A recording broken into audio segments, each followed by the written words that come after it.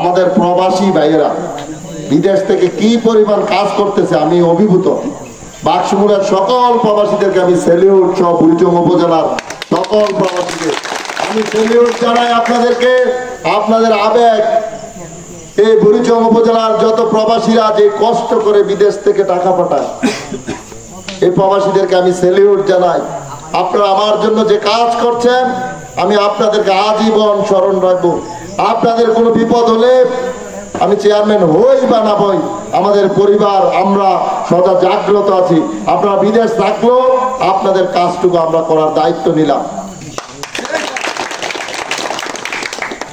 এরপর আবার অনেকেই বলে আজকে একটা খবর উঠাইছে, কয় জিপি বন্ধ হয়েছে, অনার কোনো কিছু হয় না, বাসের গান আইলে আবার জিপি চালু করবো। আরে বলছে এটা আমি আজকে বলে গেলাম জিপি বন্ধ বন্ধ বন্ধ। বাসের গান উপজেলা চেয়ারম্যান হলে জিপি বন্ধ থাকবে, এটা সবার আজকে লাইভে প্রচার করে দেন। আরো ষড়যন্ত্র হইব, কইব অনেক কথা কইব, হন এটা কইছে না আরেকটা বার করবো। আমরা তো বাঙালি, একটা বার করতাম পারিয়ে, বুঝছেন না?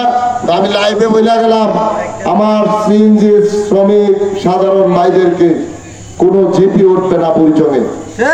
আমি নির্বাচিত হলে জিপি তোলা হবে না, জিপি বন্ধ থাকবে, এটা আপনাদেরকে বইলা গেলাম। আমাকে অনেকে আজকে ফোন দিয়েছে, তুমি এই কথাটা কুতুরা ইয়াদ করে দাও, ফেসবুকে লাইভে বক্তৃতা করে দাও, কখন তো এই কথা কম।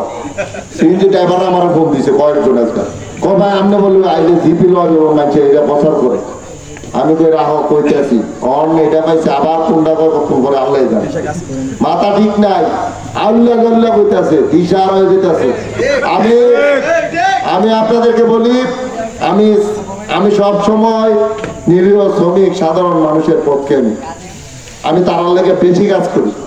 আমি আপনাদেরকে কথা দিলাম, আপনাদের রক্ত সিরিজ দিয়ে বের করে এই উপজেলায় কেউ কিছু করবে না, আমি থাকতে হইতে দেবো না।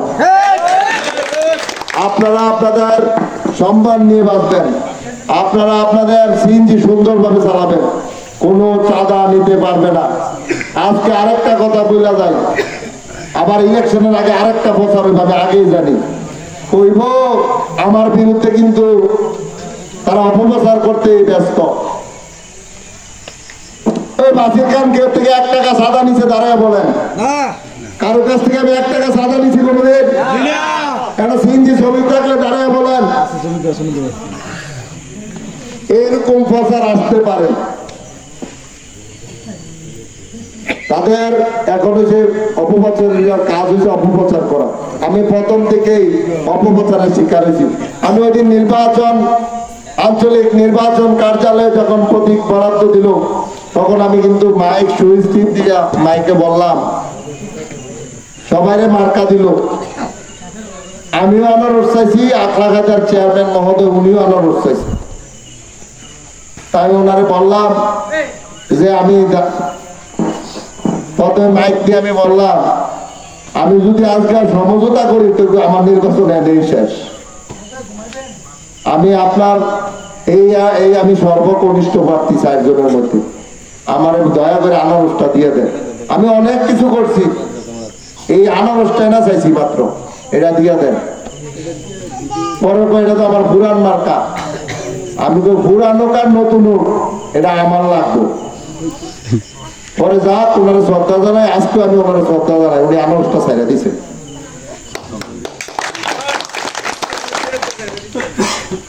সাইরা তো আনারসটা ফাউনে দিয়ে আরো জোয়ার উঠে গেছে।